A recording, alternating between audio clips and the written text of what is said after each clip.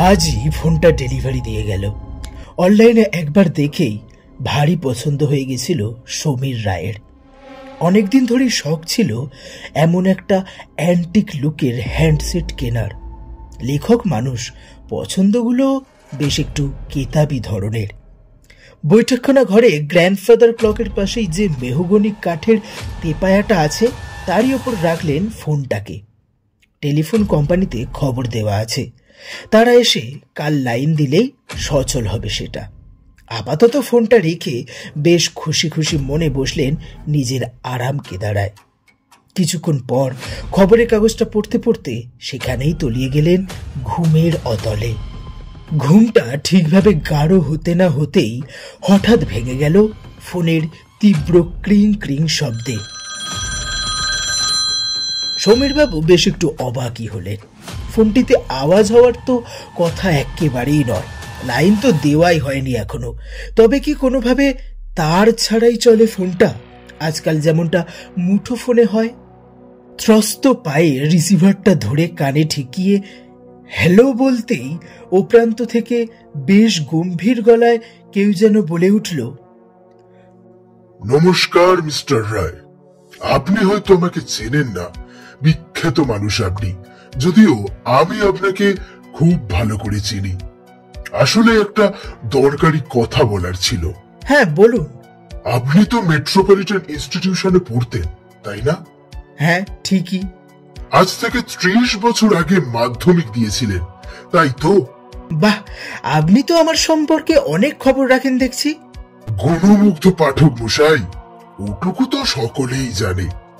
আমি যদিও আপনার লেখার বড় ভক্ত, তাই জানার পরিধিটা আর একটু বেশি। সমীর রায় বেশ খুশি হলেন মনে মনে। নিজের প্রশংসা শুনতে কে না ভালোবাসে।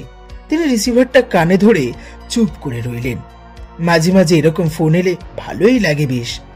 লোকটি সেই অবসরে বলে চললেন, দীননাথ ইনস্টিটিউশনে সেবার আপনার সিট পড়েছিল।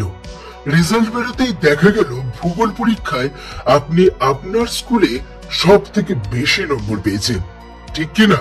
সমীর বাবু বেশ খুশি হয়ে বললেন, হ্যাঁ মানে ওই 100-তে 80 আর কি। বই দেখে লিখলে তেমনটা পাওয়াই স্বাভাবিক। কি কি বলছেন আপনি? কাকে এসব আজে বাজে কথা বকছেন? মাথা ঠিক আছে আপনার?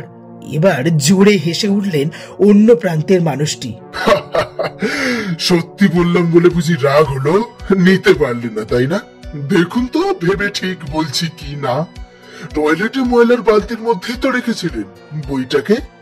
দেখুন এইবার কিন্তু বাড়াবাড়ি হচ্ছে জিনিসটা।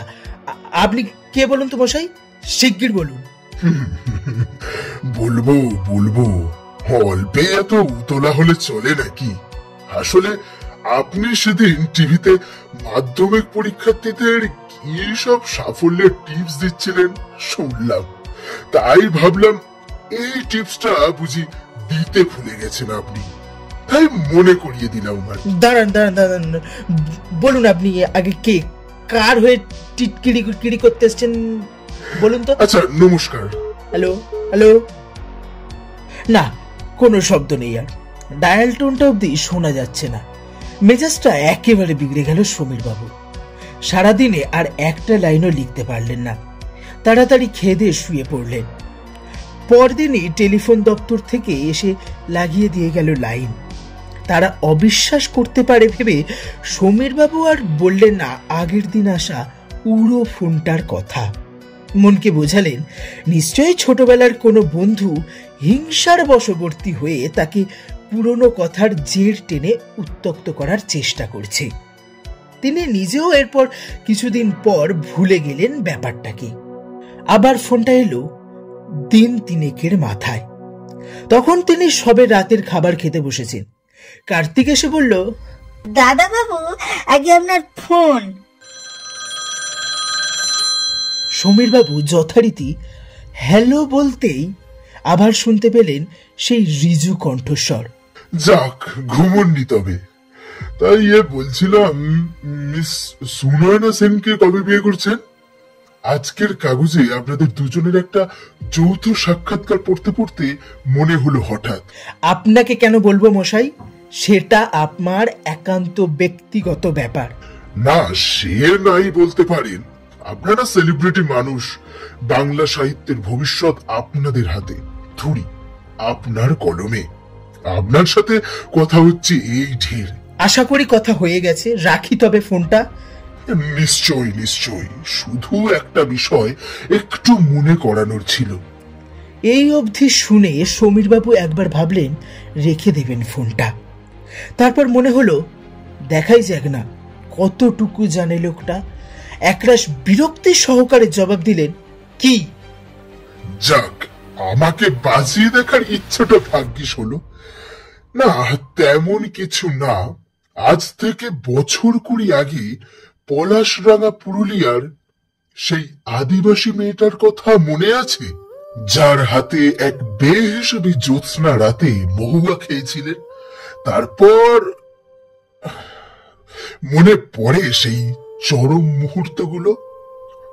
আপনি তো তার পরদিন ভোরবেলা ওষুধ কিনতে যাবার নাম করে পালিয়ে এসেছিলেন হোটেলে।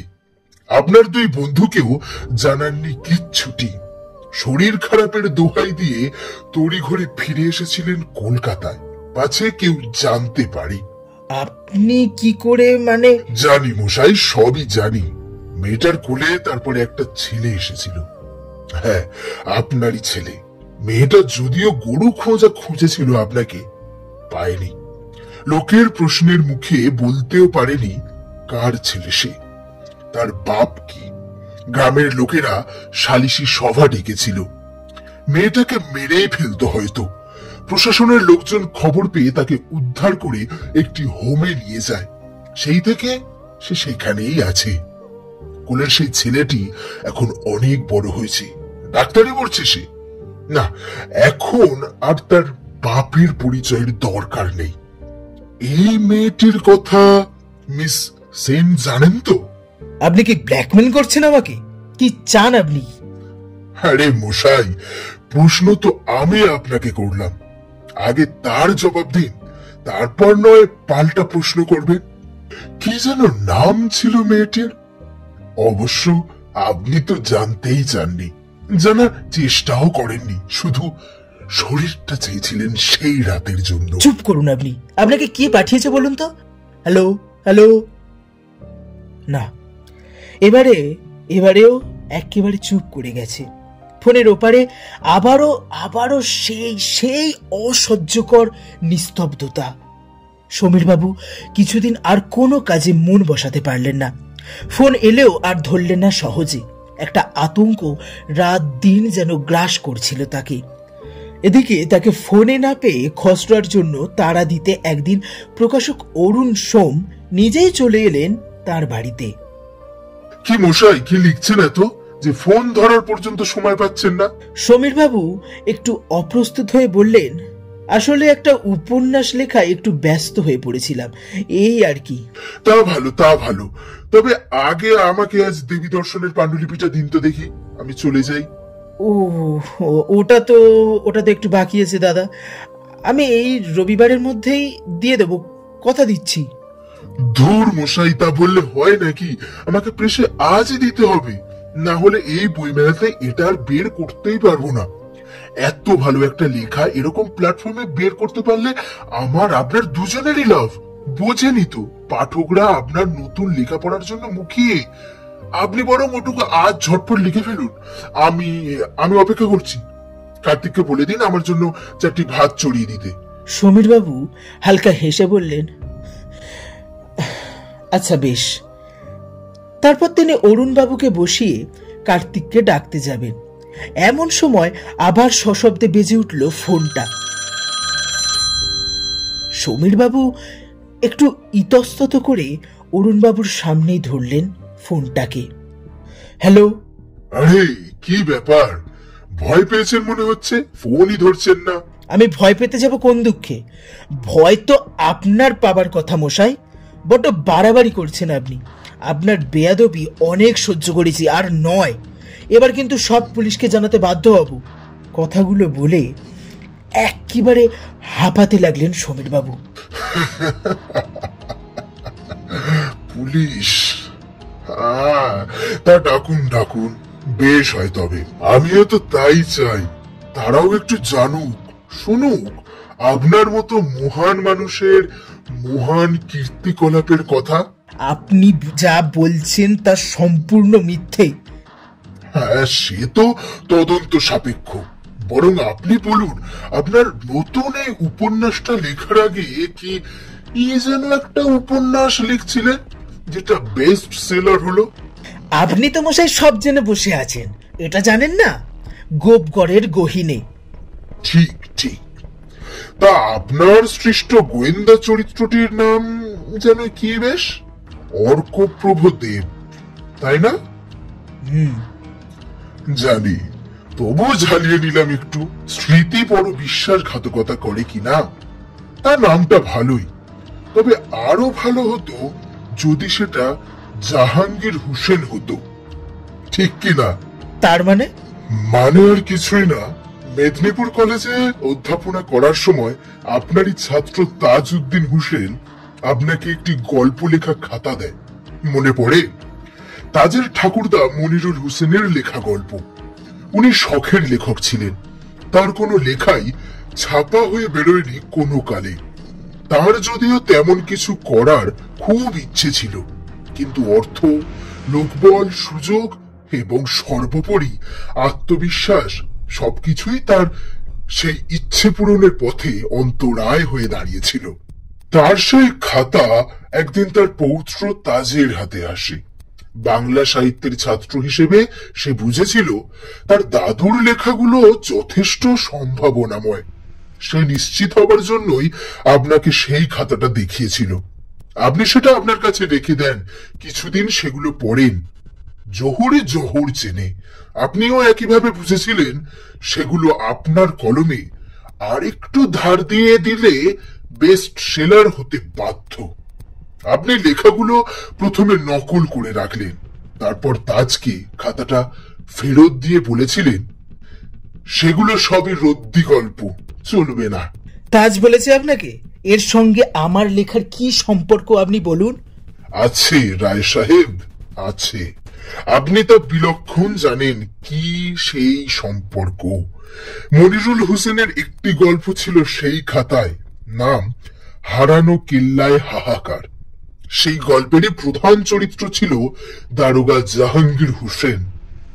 তিনি এই গল্পে গোপগড়ে একটি শতাব্দী প্রাচীন পরিত্যক্ত কেল্লায় গুপ্তধনের লোভে ঘটে যাওয়া পরপর 3টি অস্বাভাবিক খুনের তদন্ত করে সূত্র মিলিয়ে খুনিকে ধরেন। আপনি সেই গল্প পড়ে সেই গল্পেরই চরিত্র আর জায়গার নাম কিছু ওলট পালট করে উগড়ে দেন বইতে। তারপর বেশ গাল ভারী নাম করে তার নাম রাখেন গোপগড়ের গহীনে।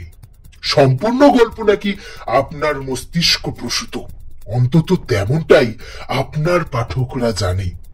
এইভাবে মনিরুল হোসেনকে তার ন্যায্য প্রাপ্য থেকে বঞ্চিত করে যাবতীয় রয়্যালিটি বাবদ টাকা নিজের পকেটস্থ করেন আপনি, রায় সাহেব। লেখক বিভিন্ন ঘটনার দ্বারা অনুপ্রাণিত হয়েই থাকেন, সেটা দোষের কিছু নয়। হ্যাঁ, তা বটে, তা দোষের নয়, আমি তা অস্বীকারও করছি না। কিন্তু আপনি খুব ভালোভাবেই জানেন এটা অনুপ্রেরণা নয়, এটা ডাহা চুরি, গল্প চুরি। আপনি বোধহয় জানেন না আপনার সেই ছাত্র এখন দুরারোগ্য ক্যান্সারের সাথে পাঞ্জা লড়ছে, তার অনেক টাকার প্রয়োজন। আপনি আপনার পুরনো কলেজে যোগাযোগ করে ছেলেটির হাতে কালকের মধ্যে রয়্যালটির অর্ধেক টাকা পৌঁছে দেওয়ার ব্যবস্থা করুন। তা না হলে আপনার বাকি কীর্তিগুলোর কথা এবার সত্যি সত্যি আপনার শত্রুপক্ষের কানে তুলে দেব। তখন বুঝবেন কাকে বলে ব্ল্যাকমেল। আচ্ছা, ঠিক আছে, তাই হবে। কিন্তু কিন্তু এবার এবার আমায় রেহাই দিন। কথা মতো টাকা পৌঁছে দিলে আর আপনি যাদের ঠকিয়েছেন তাদের কারোর তেমন বিপদ না ঘটলে হয়তো আমার তরফ থেকে আর কোনো ফোন আসবে না। তবে একটা শর্ত আছে। কি শর্ত? আপনাকে সৎভাবে এরপর থেকে চলতে হবে। লেখক হিসেবে আপনি সমাজের কাছে দায়বদ্ধ, আপনাকে অনেকেই আদর্শ হিসেবে মানে। আচ্ছা বেশ, তাই হবে, কথা দিলাম। এবার এবার আমার একটা অনুরোধ রাখুন, মনে করুন শেষ অনুরোধ। ফোন ছাড়ার আগে একবার বলে যান আপনি কে? সমীর রায়। সে তো আমি। আমিও বটে, আমিও সমীর রায় বটে। আমি তো আপনারই বিবেক মশাই।